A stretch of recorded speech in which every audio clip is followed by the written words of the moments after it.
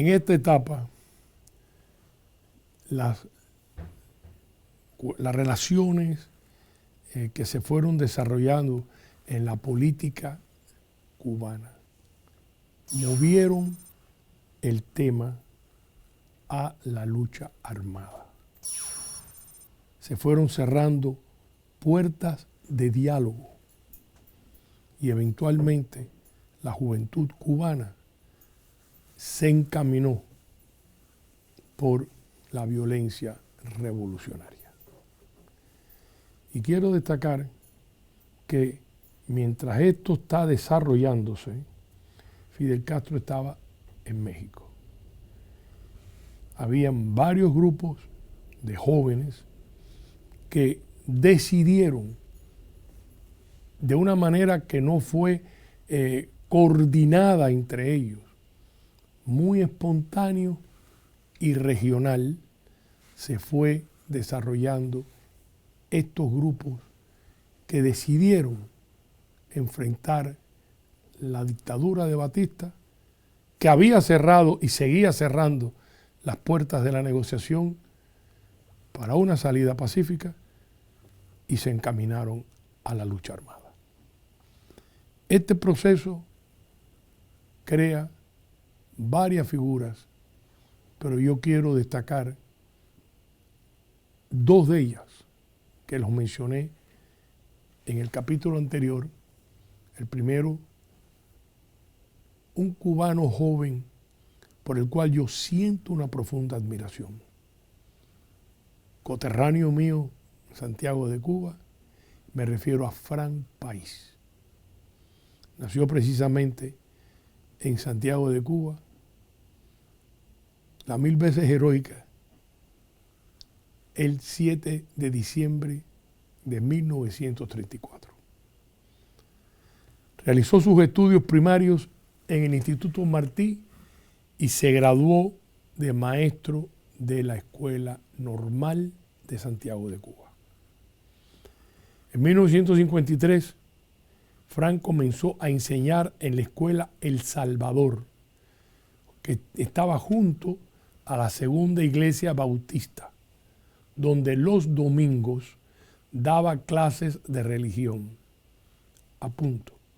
Frank País era profesor graduado de la Normal, pero tenía sólidos sentimientos religiosos.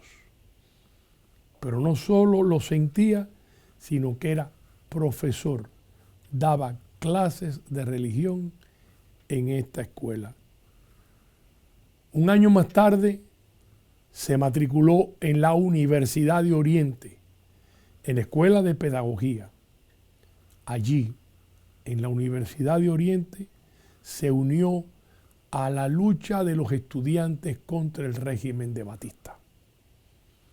Ya en 1955, Frank País era un respetado líder revolucionario, un maestro lúcido, un cristiano devoto y un hombre de acción. Incluso cuando el Moncada, y siendo él muy joven, él no participó del Moncada, pero estuvo activo tratando de salvarle la vida a algunos de los sobrevivientes del ataque al Moncada, que estaban perdidos porque no conocían la ciudad de Santiago de Cuba, y Frank País estuvo entre los que buscaron la forma de esconder y salvar a algunos de los atacantes sobrevivientes del Moncada. A fines de diciembre del 55, Frank País se reunió con este otro líder que quiero destacarle a ustedes.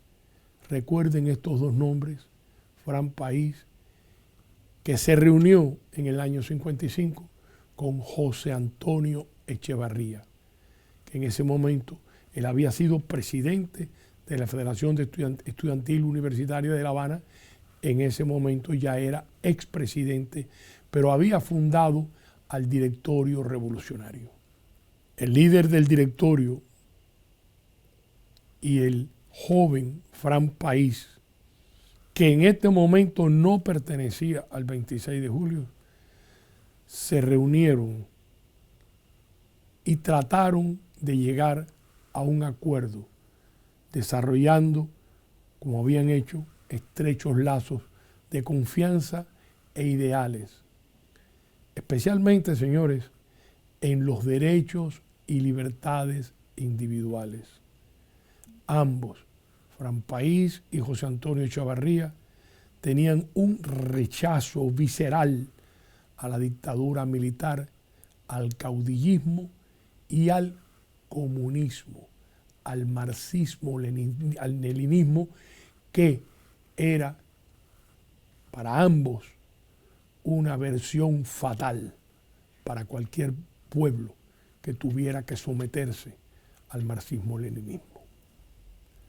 En una segunda reunión, José Antonio invitó a Fran a unirse al directorio, pero ya para este momento, Fran País había fusionado su organización clandestina, Acción Nacional Revolucionaria, que es donde Fran País comienza sus actividades en Oriente, sus actividades de acción en esta agrupación, la une al movimiento 26 de julio.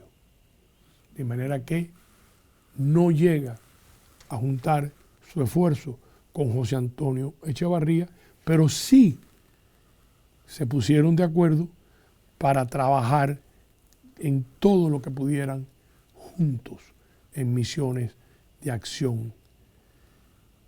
Con toda dedicación, Fran País desarrolló un formidable y valiente grupo de acción insurreccional en Cuba. Y yo me pregunto, ¿cuál podría haber sido el impacto histórico si Fran País y José Antonio Echevarría hubieran unido sus fuerzas contra la dictadura de Batista? Esta es una especulación para mí conmovedora de nuestra tragedia nacional. Ambos héroes murieron en 1957, con 20 semanas de diferencia entre la caída de Fran País, asesinado en Santiago de Cuba, y la muerte de José Antonio Echevarría en el ataque al Palacio Presidencial. Él muere en esa operación donde un grupo de cubanos decidieron asaltar el Palacio Presidencial, y de eso hablaremos posteriormente. Y José Antonio, en esa operación, se le asignó y él ocupó la estación de radio la más importante de Cuba, la CMQ, hizo una transmisión al pueblo de Cuba, de la cual hablaremos posteriormente. A medida que la rebelión creció en intensidad, Castro, exilado en México, sentía que se estaba convirtiendo en una figura marginal. Fran País, el carismático líder, era para este momento jefe nacional del movimiento 26 de julio. Fíjense bien, mientras Castro está en México entrenándose, Fran País desarrolla una extraordinaria red clandestina a lo largo y ancho de Cuba, y es el coordinador nacional del movimiento 26 de julio. Y José Antonio Echevarría, en este momento, en esta época, había tenido muchos enfrentamientos con la policía de Batista en las calles de La Habana. En una ocasión, bajando por la escalinata universitaria, recibió una golpeadura brutal y tuvo que ser hospitalizado. En otra ocasión, estudiantes del directorio revolucionario, durante un juego de pelota en el Estadio del Cerro en La Habana, se lanzaron al campo de pelota con unas pancartas y carteles que decían abajo la dictadura de Batista. También frente a las cámaras de televisión que estaban transmitiendo el juego, toda esta acción la vieron de una punta a otra de Cuba miles de cubanos que estaban viendo el juego de pelota. De manera que la lucha en estos momentos, encabezada por Fran País y José Antonio Echavarría, el 26 de julio, del cual Fran País era el coordinador nacional y el directorio revolucionario, tenían una intensa actividad a lo largo y ancho de Cuba. Castro sabía que estaba perdiendo su poder de liderazgo y necesitaba urgentemente sumarse a esta lucha, porque su liderazgo sencillamente estaba desapareciendo. Él tenía que volver y volver pronto. Jorge Valls, un destacado poeta y pensador, escribió, y esto fíjense qué interesante lo que nos dice. Jorge Valls era además un profundo pensador. Y fíjense esta descripción que hace. Decía Jorge Valls, miembro activo del directorio revolucionario: la primera y más implacable, y estoy citando a Jorge Valls, la primera y más implacable guerra de Fidel no fue en absoluto contra Batista, sino contra cualquier revolucionario que le hiciera sombra. En este caso estamos hablando de Fran País y de José Antonio Echavarría. Según Valls, bajo ninguna circunstancia ellos podían desplazarlo. Él no iba a ser desplazado. En septiembre de 1956, Fran País viajó a México para una sesión estratégica sobre el regreso de Castro a Cuba. Recuérdense que ya Fidel Castro había ido a Texas, se había reunido con Carlos Prío, que le había dado los $50,000 con la que él compró el Granma y ya tenía los equipos necesarios. De manera que en esta reunión con Fran País, lo que se hizo fue planear en términos estratégicos y tácticos el regreso de Castro a Cuba. Fran País le sugirió que hiciera un desembarco en pequeños grupos, que era más fácil burlar la vigilancia de los guardacostas de la Marina cubana y precisamente las fuerzas que podían desplegarse para encontrarlo durante un desembarco como el que ocurrió de mayor envergadura. Castro se negó.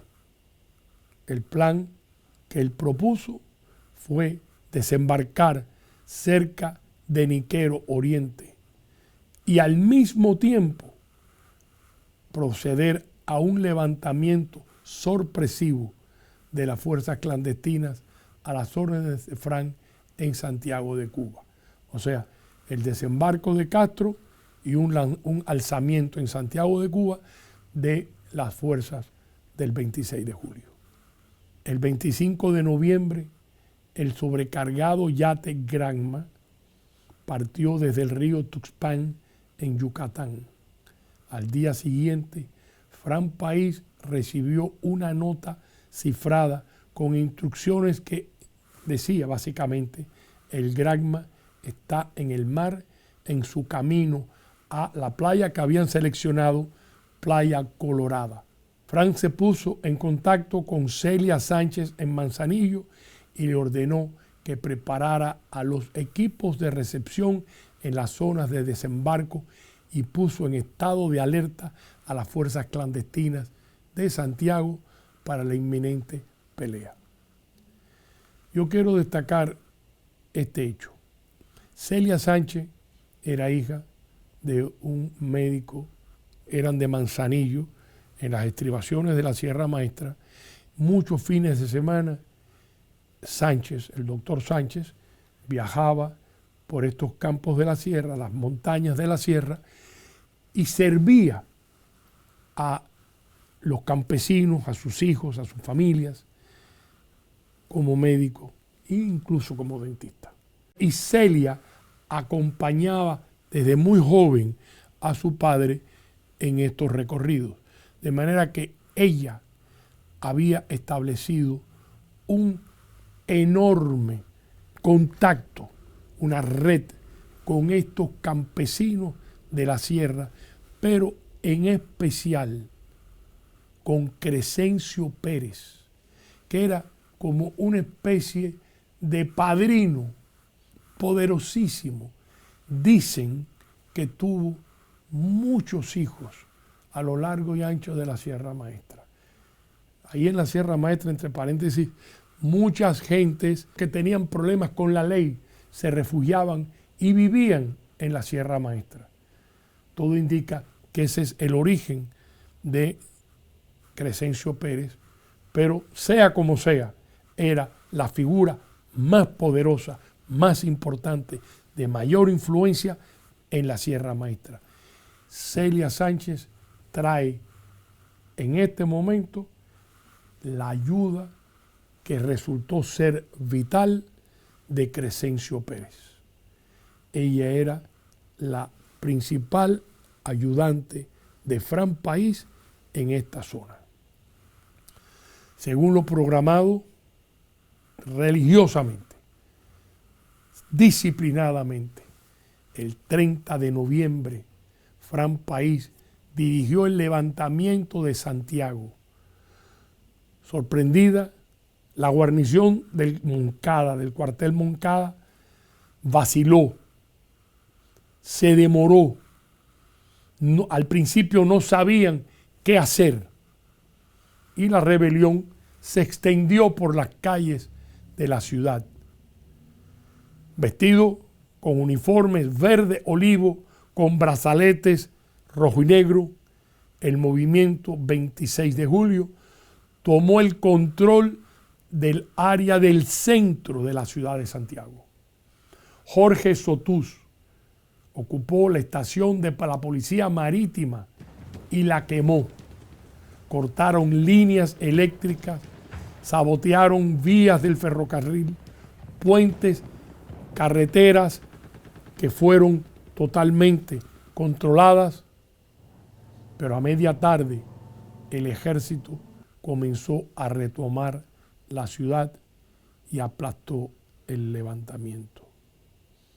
Allí murió Otto Parellada, Pepito Tey y varios líderes del movimiento 26 de julio, jóvenes santiagueros que dieron sus vidas por este ideal de libertad.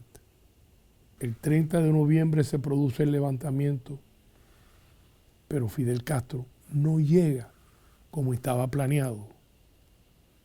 Finalmente, el 2 de diciembre, el Granma naufragó en los Coyuelos.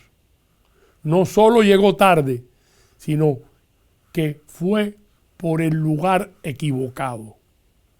Como veremos, Castro tenía una tendencia a que las cosas le salieran mal, pero él sobrevivía. El desembarco de Fidel Castro fue un sangriento desastre. Fran País en ese momento tenía 23 años, cuando con Celia Sánchez jugaron un papel crucial en la supervivencia de Fidel Castro después del desembarco desastroso del Granma. Como jefe nacional del movimiento 26 de julio, Fran creó esta red clandestina de acción altamente eficiente que incluía, como mencioné, campesinos de la Sierra Maestra que estaban a las órdenes de Crescencio Pérez, el poderoso jefe de este clan, que uno de sus hermanos rescataron a varios sobrevivientes del Granma, incluyendo a Fidel Castro.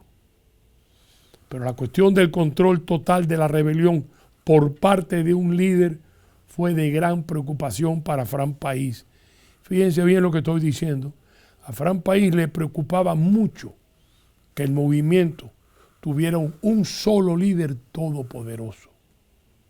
La historia de Cuba está bien documentada sobre el caudillismo mesiánico. Este caudillismo mesiánico era rechazado por Fran País, de forma que, señores, el choque entre Fran País y Fidel Castro era inevitable. El líder de la clandestinidad del movimiento 26 de julio, Fran País, era una síntesis de fe cristiana, dignidad y valor, coraje. Un cristiano fiel y un anticomunista militante. Frank era un héroe que trascendía su época. Su fe patriótica lo hubiera llevado a pelear junto a los girondinos en Francia, o habría muerto por la libertad con José Martí en Dos Ríos. La diferencia política entre Fidel Castro y el joven consagrado a la libertad se hizo infranqueable. El 7 de julio, Frank informó a Castro que el Ejecutivo Nacional del Movimiento 26 de julio debía estar integrado por 6 miembros y que Fidel Castro, con menos de 80 hombres en la sierra, en las montañas, recibiría un delegado de los 6. Ahora viene este detalle. El 30 de julio, 22 días después de que Fran País envía su desafiante carta a Castro, los hombres de Batista encontraron a Fran País y lo mataron en las calles de Santiago. Y la pregunta es obvia. ¿Fue traicionado? La investigación de los historiadores Rolando Bonachea y Marta San Martín ha descubierto evidencias que apuntan directamente a Vilma Espín, una marxista de la burguesía santiaguera que coordinaba a los agentes del movimiento 26 de julio empleados en la compañía telefónica que monitoreaban las conversaciones de la policía de Batista. Por otro lado, los guardias de Batista también escuchaban atentamente las llamadas telefónicas de los residentes de Santiago. La mañana de su muerte, de la muerte de Frank, mientras se escondía en la casa de Raúl Pujol, quien también fue asesinado ese día, Frank recibió una llamada totalmente innecesaria de Vilma Espín. Esa mañana, aproximadamente una hora más tarde, el jefe de la policía de Santiago de Batista, en Santiago de Cuba, Sala Cañizares, y sus matones encontraron a Frank y lo acribillaron a balazos. A los 23 años, el héroe de la libertad murió traicionado. Santiago fue conmovida por la tristeza y la rabia. Miles se unieron a la fúnebre procesión de Frank por esas estrechas calles de Santiago. Fue una marcha de desafío. La bandera cubana cubrió el féretro mientras la gente cantaba el himno nacional. Con la muerte de Fran País, la luz de la libertad se estaba apagando. En su santuario de la montaña, Castro sabía que había eliminado a uno de los desafíos más serios para su dictadura. El otro era José Antonio Echevarría. José Antonio Echevarría fue uno de los líderes de la lucha contra Batista de mayor prestigio y popularidad en Cuba. En agosto de 1950 matriculó en la Escuela de Arquitectura de la Universidad de La Habana.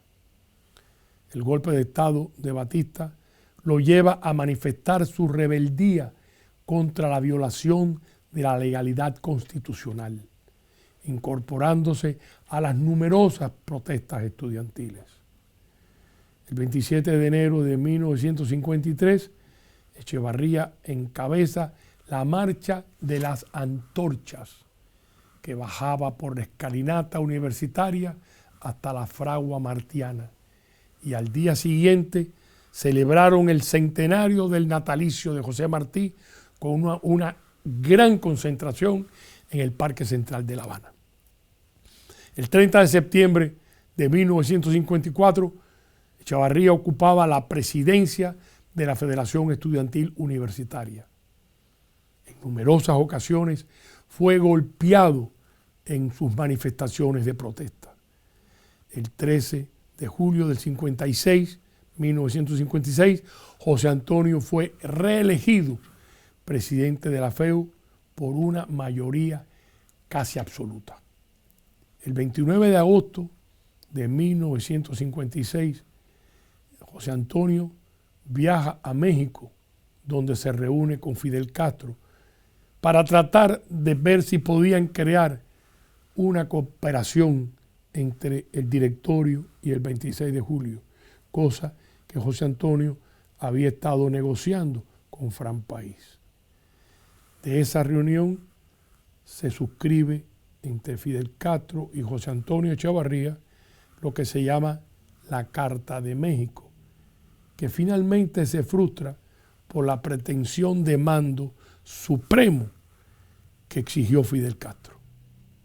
José Antonio se negó a participar en una lucha contra Batista con Fidel Castro como máximo líder.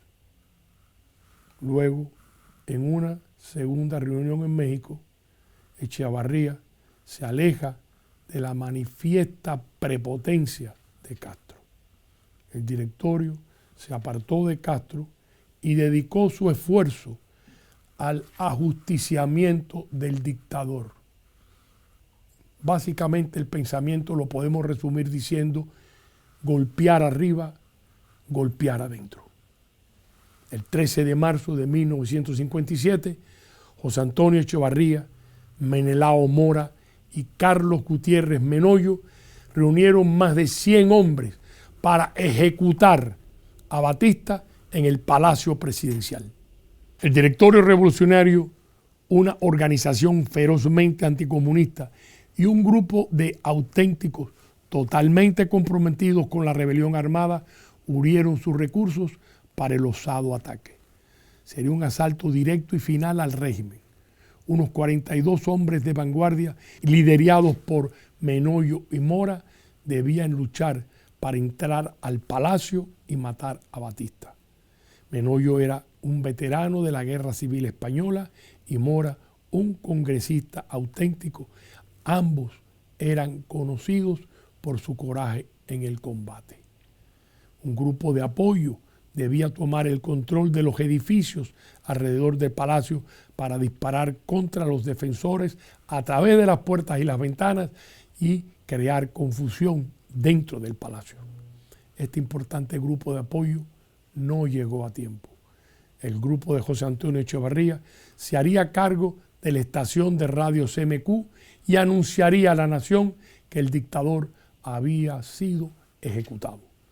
Los grupos de asalto estaban armados con ametralladoras, carabinas M1, pistolas y granadas. La fecha del ataque fue el 13 de marzo. A las 3:20 de la tarde, Menoyo, Mora y los combatientes entraron en Palacio y ocuparon la planta baja, el comedor y la oficina ejecutiva de Batista, que huyó por un elevador al tercer piso. Las granadas de mano estaban defectuosas, debilitando el impacto del feroz combate, que sumado a la ausencia del segundo grupo resultó fatal para el éxito del ataque y el ajusticiamiento de Batista. Tal como estaba programado, el grupo de José Antonio se hizo cargo de la estación de radio CMQ y transmitió lo que llegó a conocerse como su última voluntad política o un adiós a los cubanos. Decía: pueblo de Cuba. En estos momentos acaba de ser ajusticiado revolucionariamente el dictador Fulgencio Batista. En su propia madriguera del Palacio Presidencial, el pueblo de Cuba ha ido a ajustarles cuentas. Si somos nosotros el directorio revolucionario, los que en nombre de la revolución cubana hemos dado el tiro de gracia a este régimen de oprobio. Cubanos que me escuchan. Confiamos en que la pureza de nuestras intenciones nos traerá las bendiciones de Dios para que podamos llevar el gobierno de justicia a nuestra nación. Si caemos, que nuestra sangre señale el camino hacia la libertad. Fue un mensaje de héroe, un devoto cristiano. José Antonio tuvo la heroica visión de un mártir. Dentro del palacio, la lucha continuó durante más de una hora, pero sin la participación crucial del segundo grupo, el refuerzo de Batista pronto comenzó a llegar y fue capaz de recuperar los terrenos del palacio y salvar a Batista. Al final de la tarde, la pelea había terminado. 35 hombres murieron en el asalto, incluyendo Menoyo y Mora. Sus cuerpos, acribillados, yacían en las escaleras de mármol del palacio. José Antonio Echevarría fue baleado por la policía en un tiroteo mientras regresaba al campus de la Universidad de La Habana. Cuando Fidel Castro recibió la noticia del ataque del palacio para justiciar al dictador, montó en cólera y lo calificó como un inútil y sangriento sacrificio. La victoria del directorio hubiera cambiado el curso de la historia de Cuba. Los espero para el próximo capítulo, el final de la dictadura.